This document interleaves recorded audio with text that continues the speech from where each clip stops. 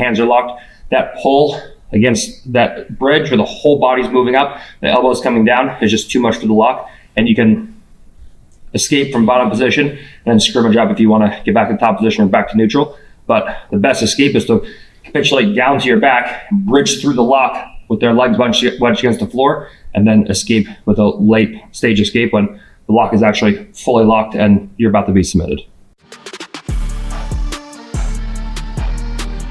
Okay, this is like even more of a bullshit move than the regular traditional buggy, but we're gonna go over it anyways just because it's in here. And like, I like Chael. Chael's a friend of mine, but Chael also like grabbed his own foot to like stop his leg from twisting in the heel hook in 2017 ADCC. So like he just gave all the wrong reactions for this. Like nothing against Chael, I think he's awesome, but like he literally was in his move and like did nothing. First of all, I don't know what the actual deal that was, but those like were like, to me, like in my opinion, were just like clearly scripted matches. But if they weren't, Chael just like didn't do anything to try to defend and like apparently went unconscious. So it's like a total bullshit move. You never even see this one being hit, but we'll go over it anyways just because it's in there. So we may as well. All right, so let's look at head position. Okay, the first thing that we can do is we can just go from a head inside to a head outside. So whenever I say we're in this position and I feel that there's any danger of this starting to happen from here, I can just immediately start using my shoulder to just start moving everything forward. And I can check my partner with my shoulder by just bumping my right shoulder forward. So as she tries to start going in and strangling me, I take my right ear off the shoulder. I just bump everything forward. I just put my left ear on the rear deltoid from here. And I just go ear to back and I play my normal game as I would right from ear to back. And I can start putting her down on the shoulder and then we can start coming up and playing our game right from here. So if you want our head to move into a good situation, all we have to do is pick our head from the inside shoulder, from the front of the shoulder to the back of the shoulder, and then there's no kagatame because our head and arm are trapped in there, and we can start to go into offense right from there. Another thing that we can do from here again, because what she needs, and I'm not going to bother like explaining the mechanics because the mechanics are the same as the buggy, it's just on the near side. Okay, so obviously here, when she's down in side control, this is the far side. This is the far side of her body for me, and this is the near side of her body for me. So the mechanics are the same. She has to go in and she has to start trapping my head and arm and playing from here. So if at any point from these positions, we can feel her start reaching over. Before she reaches over and really traps that elbow inside or brings her knee up nice and high, all we can start doing from here is we can just shorten the elbow like so. So now when she goes to start pulling everything up, we can just keep an elbow inside and split her legs with that elbow. So we can come in here and we can start playing a game where you just shorten the elbow. So instead of having a deep tight waist from here, where now she can connect my bicep and my ear together, we just shorten the elbow like so. And now when she goes to pull that leg up, it's gonna be much harder for her to do.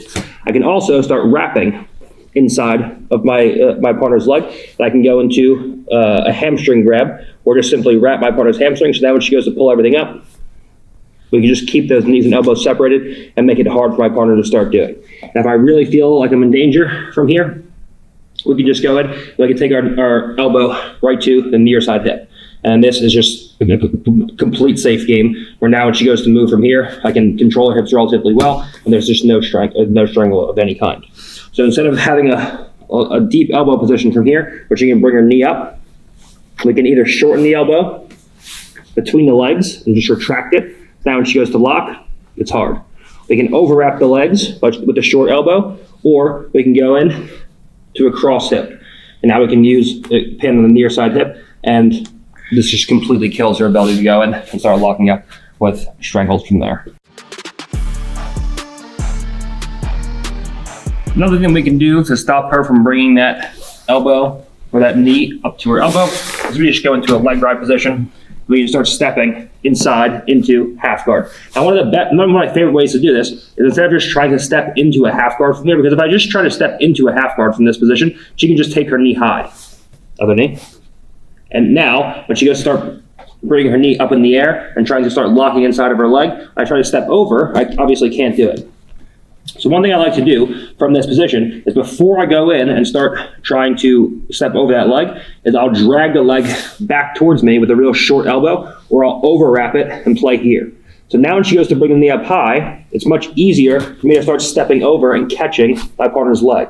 And now we can go in, we can use an extension to just catch over our partner's knee, and now we can just start stepping into half guard, giving me the diagonal control of the left hip up to the right shoulder and stopping her from playing. Okay, so as I see, she goes to bring that knee high, we can just shorten everything like so. We can even play inside of our partner's hamstring here. So now when she goes to bring that leg up, we just walk everything back and away. And now when she goes to bring the knee as high as she can, we can always look to start stepping over. High, high, high. You can always catch the ankle, extend the leg, and now we can go in and work from there. So I just drag the leg back and away towards me. So from here, when she goes to bring that leg up high, we just walk it. Now we just step over and catch. I can put her down on her shoulder, then you step into half guard and start leg riding from there. That completely kills her ability to start bringing the knee up and making that connection. Okay, other thing that we can do is we can just use that wrist grip to just put them on her shoulder. Okay, so at any point from here, and we're doing all of these in combination with one another. It's not just like one thing or the other. We're always doing these like all together. Like I'm trying to shorten the elbow, put her down on her shoulder, all these things. But right from here, as she goes to start locking from this position, I just immediately start placing her shoulder on the floor, and I just roll my right shoulder forward. I just put that hand on the floor like so.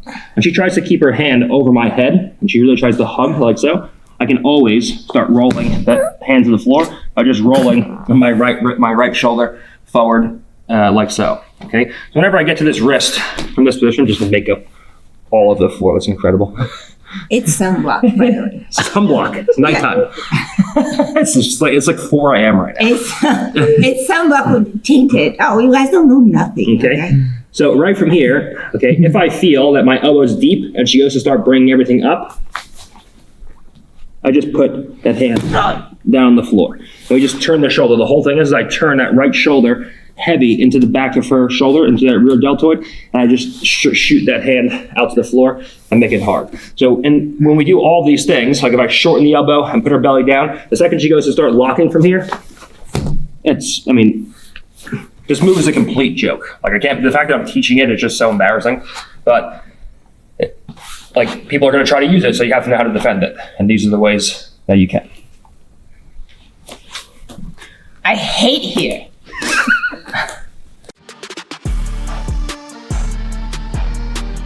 All right, so now when we're looking at late escapes from this position, it's not nearly as tight as the far side, like classical buggy, because at least when we have this classical buggy, when we're in a position like this,